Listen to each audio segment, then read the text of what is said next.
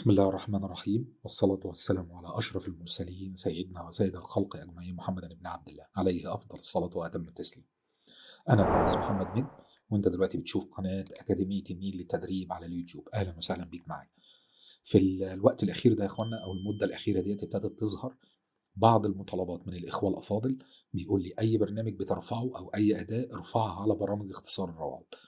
يا إخوانا أنا ما برفعش على اختصار الروابط دي خالص، اللي هي المواقع اللي بتختصر الروابط علشان بتروج لمواقع مش تمام. والله الغني عن اي قرش يجي منها. علشان كده انا برفع على قناه التليجرام بتاعتي او جوجل درايف. ولو قابلتك اي مشكله يا سيدي تواصل معايا وانا ابعت لك الاداه او البرنامج باي وسيله تعجبك. تمام. طيب في مشكله ابتدت تظهر، يقول لك ما بنعرفش نحمل من على قناه التليجرام، مش عارفين ازاي نوصل للادوات. الحكايه بسيطه. حضرتك بتفتح اي فيديو من الفيديوهات بتاعتنا، تمام، صندوق الوصف بيكون بالشكل ده، تمام. يا اما تفتح صندوق الوصف، يا اما هتلاقيني مثبت لك رابط القناه في اول تعليق. ماشي الحال. الحكايه في منتهى البساطه.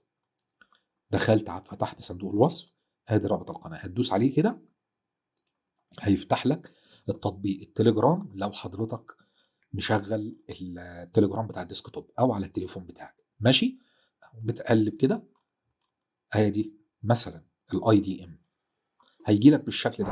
والله هقوم عامل عليه رايت كليك بالكليك اليمين وهقول له سيف از، هيفتح لك المكان اللي هتحفظ فيه.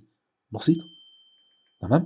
ممكن الايقونه ما تكونش بالشكل ده، ممكن الايقونه تكون على شكل سهم، دي معناها انه ما نزلش الاداء. والله هقوم دايس على السهم، شفتوا التحميل شغال اهو.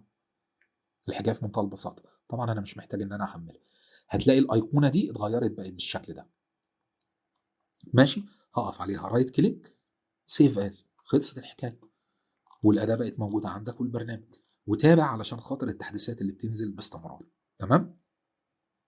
متشكر جدا على وقتكم، واتمنى ان انا اكون افدتكم بالفيديو دوت، وشاكر جدا. ويعني لو حسيت ان انا قدمت لك اي حاجه افدتك باي افاده، يسعدني جدا انك تكون اخ فاضل وشريك معانا في القناه من خلال الاشتراك والاعجاب وتفعيل زر الجرس. والسلام عليكم ورحمه الله وبركاته.